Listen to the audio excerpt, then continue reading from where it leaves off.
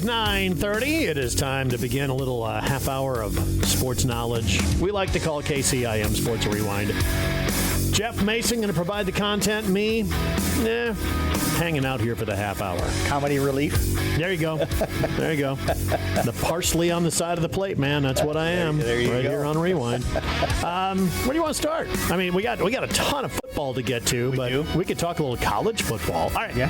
Here's where I'm going to start. Okay. Give me rank these games in college football as far as what the headlines are coming out of it. Texas, Ohio State, Alabama losing to Florida State, TCU wiping out North Carolina, or Miami defeating Notre Dame. Rank them in order of biggest headlines.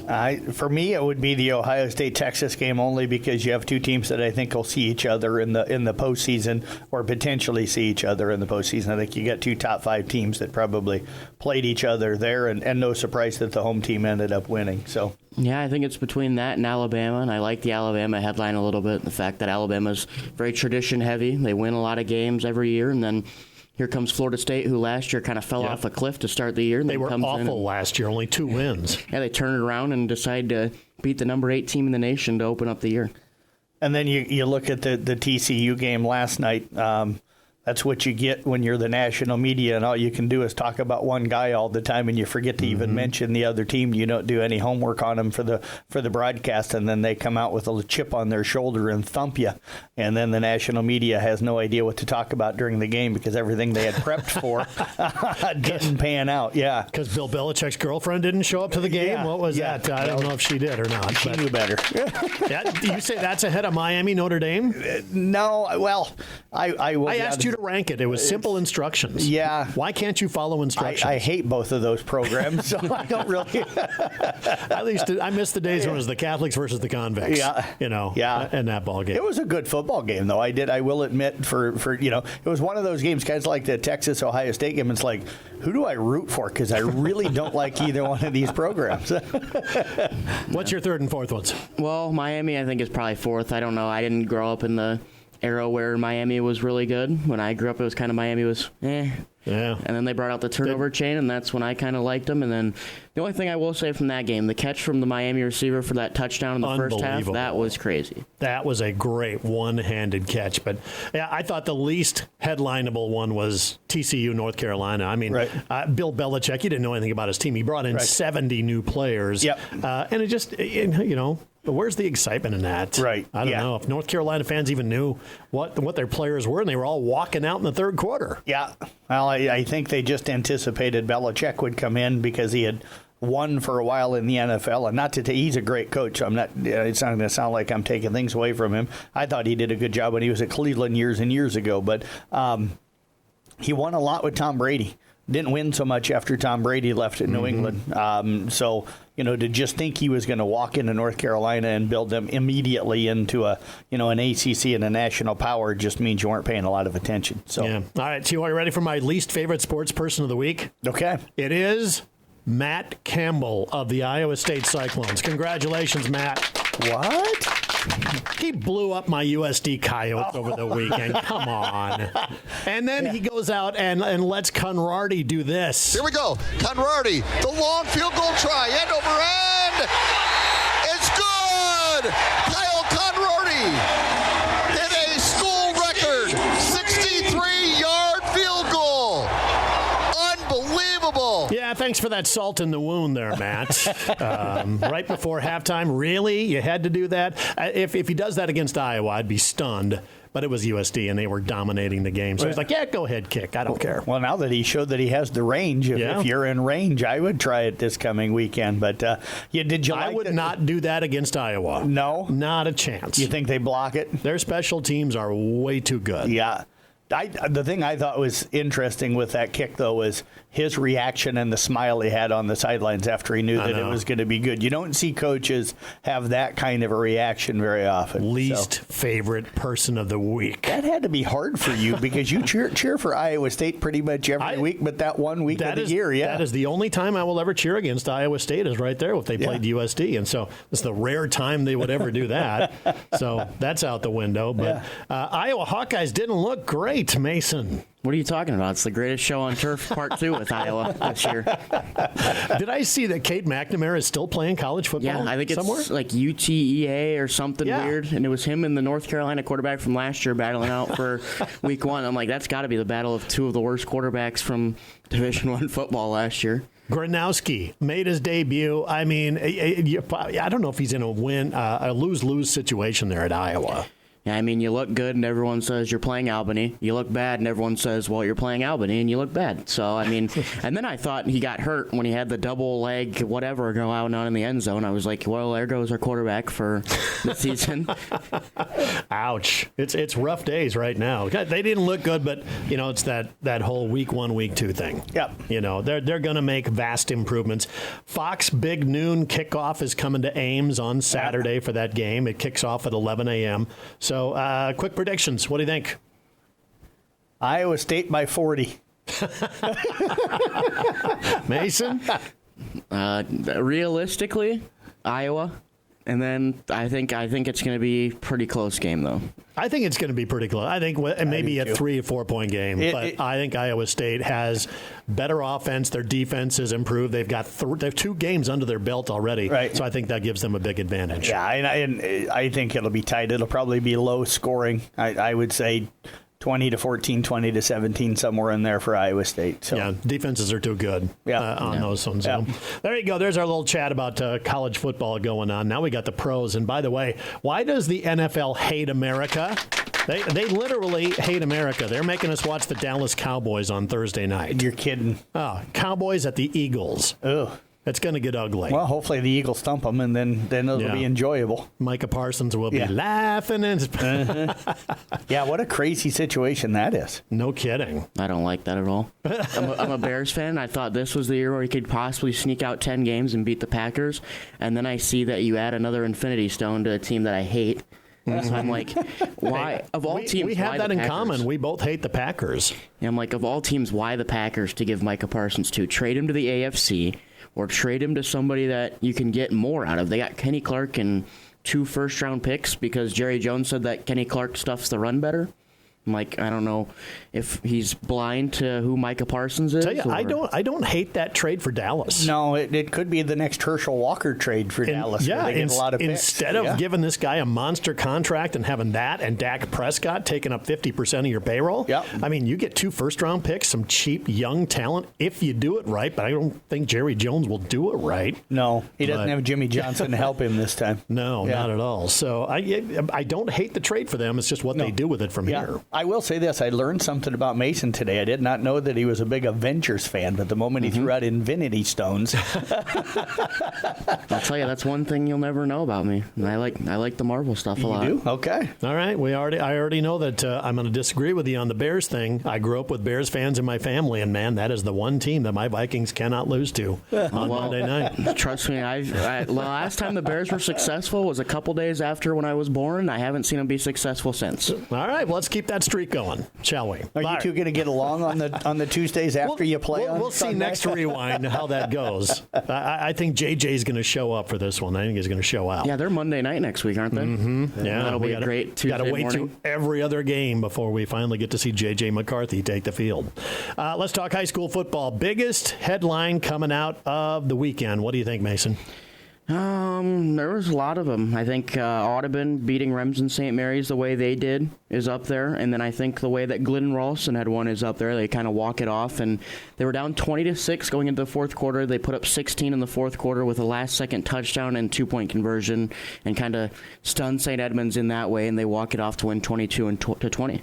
Yeah, I was going to go with the Audubon game. I know St. Mary's probably not what they were a year ago when they won the state championship. They graduated. I was going to say, they must have graduated a bunch. They did. Not to take anything away from Audubon. No, but this is a St. Mary's program that every year is really, really good. So you don't expect to see them just get absolutely annihilated. But, in talking with Sean Burks, they ran 13 plays and scored over 40 points in the first half on the offensive side of the ball. Their drives were like 2-play, 3-play, 3-play, 4-play or something like that. Made it look easy. Yep. And I think that just screams how good Audubon's going to be this year, but at the same time, it's still a shocker to see a perennial top 5 team get just absolutely annihilated in week 1. Yep. Nice to see South Central Calhoun bouncing back with a nice win, week 1, 20-14. And that's a good win over a good program in Earlham. If I remember right, they scored, about 5-6 minutes to go to take the lead there? It was back and forth. I think it was like 7-0 and then 7-7, then 14-7, 14-14. Then Earlham had scored, and then 4 minutes left in the game. When it was 14-14, 4 minutes left, they had scored on a run play there, and then kind of held them on defense. Yeah, so a big win for them. And, for Kemper, you go out and you get a win over a ranked team. You find some things to work on, too many penalties. Secondary gave up, the way it sounds, some stuff. They gave up some running plays to a very talented quarterback and running back. You gave up 28 points. Yeah. That's not like Kemper. No, tackling probably was an issue in week 1. Sounds like it was a little bit of an issue in their scrimmage as well, so I'm sure that'll be something that they focus on going into their game at Algona this week. And then the heartbreak for Carroll High. You hate to have, a game turn out the way it did for them. Chance to, win. They're up 15-14. Gilbert lines up for a field goal and misses it with about a minute to go in the game, and Carroll High gets called for a penalty that gives Gilbert the first down. They turn that first down into a touchdown in the closing seconds to win that one by a final of 20-15. And Carroll did have a chance, return the kickoff after that down to the Gilbert 38, but were not able to get the ball into the end zone. So a tough loss for them in a game that they probably felt that they should have had it. And you tip your cap to head coach Craig Rowetter. When I did the interview with him on Saturday morning, he pretty much just said, I take this loss completely on myself. We had too many guys on the field, and that's on me, for that kick. And he goes, I told the guys after the game, you won this game. I'm the one that lost it for you. And then that's big for a coach to, put all of that on his own shoulders. Yeah, but those are the mistakes that happen week 1 that maybe you don't make in week 2. Yep. So that's a costly one, but against a good Gilbert team, Mason. Yeah. I mean, Gilbert get their quarterback back in Connor Rash, and they take the Ames quarterback out of Ames, and they put him as their running back in their set. And I think, for Camden King, it's his first varsity start ever, and he plays 2 of the biggest positions with the starting cornerback and starting quarterback for the Tigers. They go out there and you lose by only 5, and it's a kind of last-minute thing there, but hats off to Carroll there to keep it close. The other thing I wanted to bring up is in the Audubon game, when I looked at their drive chart, they scored on every possession except for the final possession of the game, where they had touchdowns the entire way down, 2 defensive touchdowns. That was a fumble return for a TD and an interception return for a TD. So that's, for me, that was kind of where that headline came from. Well, and their secondary was so good last year, and they graduated everybody pretty much. So it's nice to see them get a pick 6, and show that the secondary maybe not going to drop off. I know in talking with Sean Burks during the offseason, he really felt like this team had a chance to be very special. Kind of indicated it might be the most talented and best team physically and stuff that they've had probably since their team that played in the championship game several years ago. So I think they're really high. 2 other games that we haven't kind of hit on yet. Interesting one down at Coon. They were as explosive as Audubon was. Got up 60-0 in the first half. I think, if I remember right, Ethan Bauer had like 4 carries, and Caden Oswald, who switched to quarterback this year, had 3 carries. They both averaged over 20 yards per carry and stuff. So they're up 60-0 at halftime, and Siouxland Christian decides during the halftime that they're not going to be able to finish the game. So they played just one half of that game the other night, and were not able to finish the second half. Yeah, typing that up, I think Caden Oswald had 3 TDs from the quarterback position, and then Ethan Bauer had 3 rushing touchdowns and 2 receiving touchdowns in that first half. And so I'm like, I don't know what clicked that night, but I know that the connection between those 2 was really strong for that first half there. And then unfortunately, you don't get to have a second half, so you don't get to kind of see. As a coach, I can see why, you're up 60-0, and Siouxland Christian obviously doesn't want to have anyone hurt or anything happen there, so maybe it's just not worth it for them. But for Coon Rapids, you lose out on a half of film that you could look at and kind of see what you need to fix going into week 2. You need that game experience. I mean, that's where it's at. And IKM Manning gets a good win in week 1 at the expense of East Sac County, and Arweva just didn't have it on Friday night. Yeah, we'll start. I did the ESAC IKM Manning game with Carson Schmidt not playing for ESAC County right now. You took away their leading rusher and leading receiver coming back from last season. That really hurt them offensively. I'm not saying they win the game if he plays, but I think they're probably more competitive offensively. Weston Julin was making his first ever start. I think the thing that surprised me a little bit was that how ICAM Manning won the trenches. ESAC was, considered to have a strong offensive and defensive line coming back this year, but I think ICAM Manning really dominated the trenches and won that game in the trenches. So that'll be something that ESAC will have to focus on. For ICAM Manning, Ben Ramsey looks really strong. Seems to be reading defenses very well. I thought made some great decisions. The running game with Davis Rasmussen and Ben Ramsey and Ashton Arenholtz looked really, really sharp. So, and then their offensive line, as I mentioned, really controlled the game. So I thought it was a really, really well-played game for ICAM Manning. Brennan Morris made 2 interceptions, returned 1 for a touchdown. It got called back, but still 2 interceptions. They had 3 in the ballgame. So just a dominant performance for ICAM Manning. And then, I typed up the story on the Arweva game against Booyer Valley. Got off to a slow start. Booyer Valley used their size and physicality up front to be able to get their running game going. And once Arweva got behind, they just were never able to kind of get back into it. Jonathan Rieselman, their starting quarterback, did go down with an injury in that game. I haven't gotten an update from Coach yet on how he's doing, but I know Coach was concerned because I know when he interviewed with Todd Danner for the Scoreboard Show Friday night, he told everybody if you have a chance to sit down and say some prayers for Jonathan to do that. So hopefully the injury is not severe, but that's the last that we've heard. So yeah, you hate that week 1 coming out with that kind of injury and things like that. So again, week 1 in the books, and we have our sack of the game from Market on 30, of course. Our winner this week is Sarah Smith from Arcadia. Congratulations, Sarah. You win a free sack of groceries. Who had our sack of the week? Well, it was a split sack. Ty Mulbauer and Tanner Hahn from Carroll High got a sack together in that game against Gilbert, and it's interesting. That was the only sack between the 3 games that we broadcasted this past Friday night. So congratulations to those 2 guys for getting the only sack that we had in our 3 broadcasts. And congratulations, Sarah Smith. Yes. You get the free sack of groceries from Market on 30. It's the Market on 30 Sack of the Game, announced every Tuesday morning between 9:30 and 10 on KCIM Sports Rewind. Sports Director Jeff Blankman will announce the high school football Sack of the Game, and you can take home a sack of free groceries from the Market on 30 when you register in store. All right, let's look ahead to week 2 in high school football. We got Spencer at Carroll. That's the game right here on KCIM. Mason, you're going to be with Tom Hawcap on that one. Nick Brinks taking a long road trip up to Algona for the Kemper-Algona matchup. And Jeff, you've got Glidden Ralston Arweva over on KKRL. Let's talk about the matchups in week 2. We'll start with that Kemper-Algona one. That should be a terrific matchup. Kemper played well on Friday, but I think can play better than what they did and cut back on the penalties. Algona's going to be really, really good. You said that you think their quarterback's the younger brother of the backup at Iowa State. I think, you look at that team, and Algona's ranked in 3A. Obviously, class-wise, Kemper being 2A and ranked number 1 there, but I think that one's going to be something where, for Coach Steinkamp, you look at that and you say, if we can go in there and pick up a win, that shows how good we're going to be this year. But if we go in there and we keep it close as well, I think that you hang your head on that and you say, there's stuff to work on, but we can go into the next week with kind of a high hopes for the year.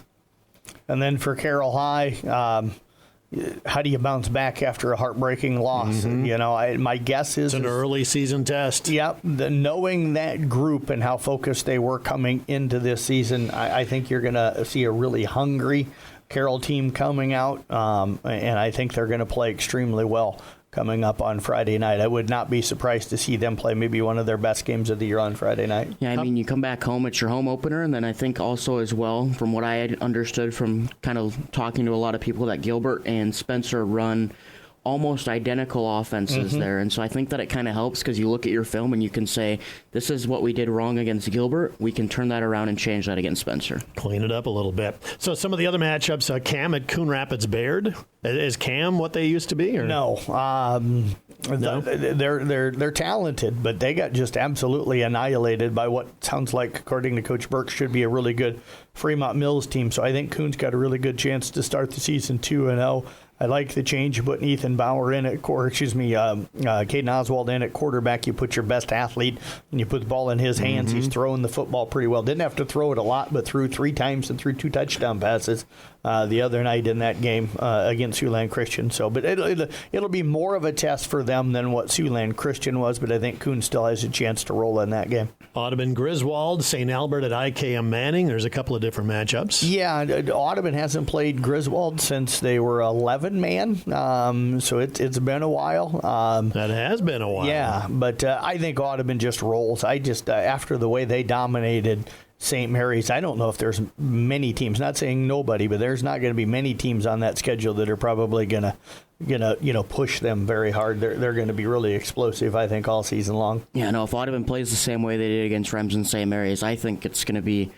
You're going to have to take a special group of kids and put them out on the field to be able to beat that Audubon team. And then the IKM Manning one I had just looked at before we got on here. Griswold kind of was almost in the same boat that ESAC had there. One of their guys wasn't on the field for week 1 and had suffered a big loss. So if IKM Manning can keep it rolling there too, I think that they can start the year out 2-0 as well. Yeah, St. Albert's going to come in off of a big loss on Friday night. But it's a proud program down there, and they always have good athletes. So those two teams played each other. It was a week 9 game, like 3 years ago or something down there. They threw that one together on week 9, and IKM Manning was able to go down and get the win that night. So hopefully they'll be able to move to 2-0.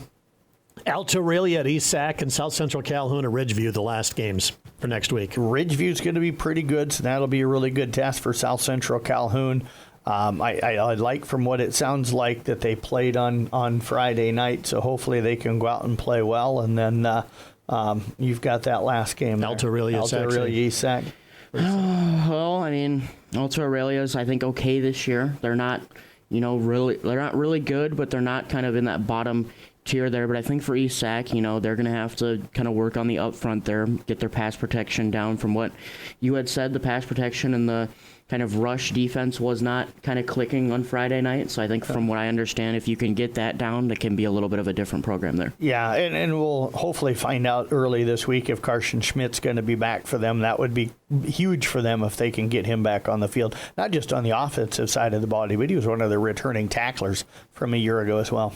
By the way, shout out to Mason Nealon here, coming in prepared for the show. I mean, he had scores and everything rolling in here. And I'm like, Blankman has never done this in like 20 years being on this show. So kudos to you, Mason. Thanks. Well, the reason I did it is because I went over there and I was like, ooh, I forgot most of the scores from Friday night. So let me type them up. And I was like, I know, John, you probably didn't see a lot of them. And I was like, I don't know, Jeff, if you had remembered a lot of them. So I was like, I'm going to grab the scores just so that we're ready to go. I will say I was down at Lake Rathbun. I didn't hear a thing. When he walked in and had a couple of sheets of paper in his hand, my first thought went through, God, I hope he's not turning in a resignation.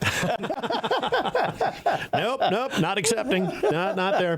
All right, that is KCIM Sports Rewind. Actually, we're going to be back with volleyball here coming up in a minute. It's brought to you by St. Anthony Rehabilitation Services. As the athletes at your house prepare for hard work and fun of the season, remember that St. Anthony Rehab Services provides physical therapy for any sports injury that may sideline your member of the team. Sports injuries can plague kids of all ages and keep them from playing the sport they love. Athletes will be under the direct supervision of a certified and licensed healthcare professional in the newly renovated Sports Performance Facility. If an injury is keeping your athlete out of the game, call St. Anthony Rehabilitation Services at 794-5000 for sports injury and treatment rehab.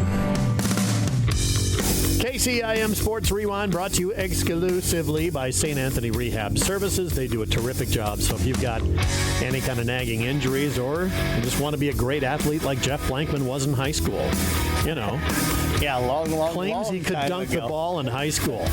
I'm going to need to see some video on that one. But Steve and all those guys down there, they do a great job. You think they could do anything with you and I, John?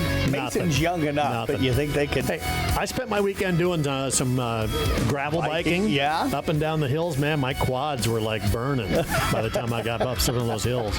And I bike, but it's like that's a whole different gravel style of biking. Yeah. I wouldn't want to do gravel. It was a lot of uphill, and I was like, again with the uphill? Come on. But that's how I spent my weekend. Okay. All right, so let's talk a little volleyball. It's a big week coming up. Interesting matchup going on tonight with the Kemper Knights. Yeah, taking on Ames over at Ames. We'll have Nick Brinks over there. It's actually a triangular, so Greene County going to be there as well. The Kemper-Ames matchup is the final matchup of the night, scheduled to get underway at around 6:30. So that'll be about the time that Nick goes on with his pre-match coverage. Will be probably 10-15 minutes before they get underway. But that'll be on 93.7 KKRL. So, So Greene County, if you're in that one, you feel like you're sandwiched in between the big girls? Yeah, it's kind of like, okay, you got Kemper and you got Ames. So. Yeah, and hopefully for them, they go over and play well in their 2 matches and take some positives out of it. But yeah, my guess is probably the most part of the crowd's probably going to be over there for that Kemper-Ames matchup. So, and Kemper's playing well. They're 3-0 on the season, had the weekend off. What happened over the weekend and what happened in the previous week in volleyball? Well, Kemper played 3 games last week and picked up some wins. I think we talked about 2 of them on Monday with Van Meter and Underwood, and then on last week on Rewind, and then Tuesday they went down to Creston. Carroll opened up their season Saturday, went 3-2 down at the Harlan tournament, split with Harlan, beat Underwood, lost to Missouri Valley, beat Exiro and Kimballton. The Spartans did go 0-5 down there, but if you look at who they played, they're playing a bunch of 2A and 3A and 4A schools, so especially the 3A and 4A schools is what their schedule was loaded, and they played them well.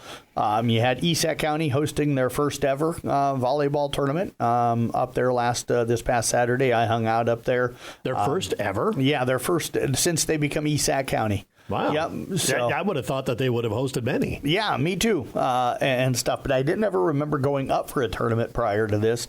But it was a well-run tournament. Tip your cap to Lance Wilhelm and to Eric McCullough and stuff with how that one was organized and done.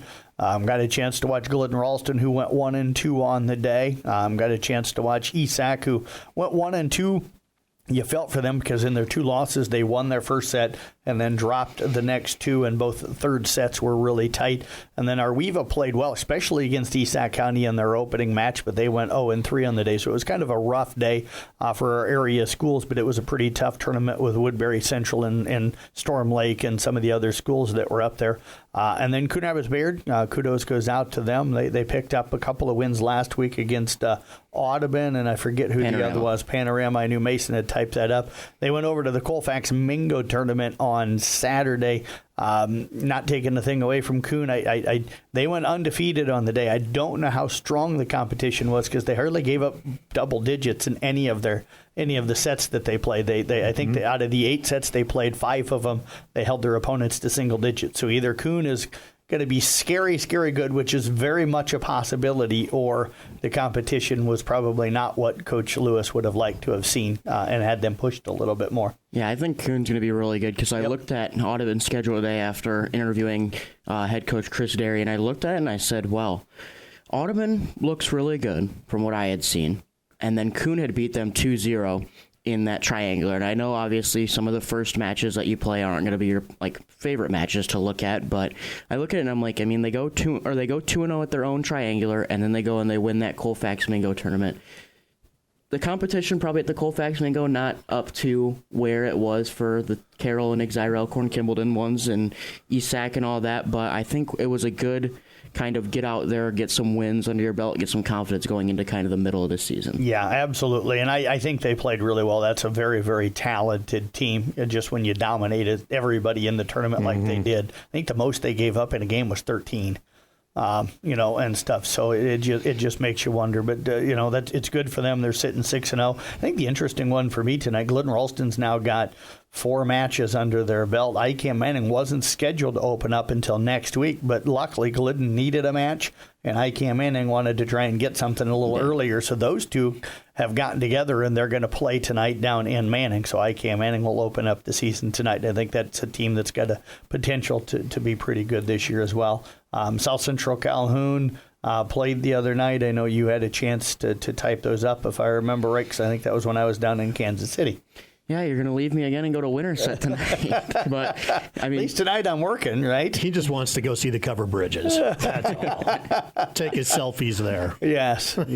So, by the way, the ESAC tournament, if you got Lance Wilhelm organizing, man, it's going to be organized. I'm telling you. It was organized, yeah. He's going to organize the you-know-what out of it. Yes. So, good guy. Yeah, he is a very good guy. And they're going to be hosting their first ever as ESAC County cross-country meet coming up Thursday over at, is it Spring Valley Golf Course? That's to the east there of the Lakeview and Wall Lake area. So I'll be heading up for that one on Thursday as well. So. All right. So anything else to mention? I know that you guys have it all written up on the website and on the Sports Mobile app since it's the beginning of the fall sports season. Tell people where to find all the write-ups, all the action after the games are over. Yeah, so you can just go to the main webpage at sports.1380kcim.com. We literally type them up on the Brinks Exterior Sports Report. If you want to look for your school, you can go to the school's drop-down menu and just click on your school, and everything that we've typed up or done interviews with your school will be there. Same thing with sports. If you want just volleyball or just football, you can go to those. Volleyball, we type up all the volleyball teams that play on one page, so you can just scroll on down through. But for the football, we type up actual individual stories and stuff, so those go right onto the individual page for that school. And sometimes we don't get those done till Sunday, kind of depending on when we're out covering stuff on Saturday. It's hard to sit around and type that stuff on Saturday, and then we also kind of have to wait sometimes for stats and results to come in from some of the coaches over the weekend as well. So. All right, so this running overtime today is on me because I had to ask that extra question in there. So otherwise, you guys were right on time. Yes, so we were doing our best. You. I had the little calculator, the little stopwatch running on my phone. Yeah, it's once again just another overtime session of KCIM Sports Rewind. For Mason Nealon, Jeff Blankman, I'm John Ryan. Catch a podcast of this show available on the website in moments.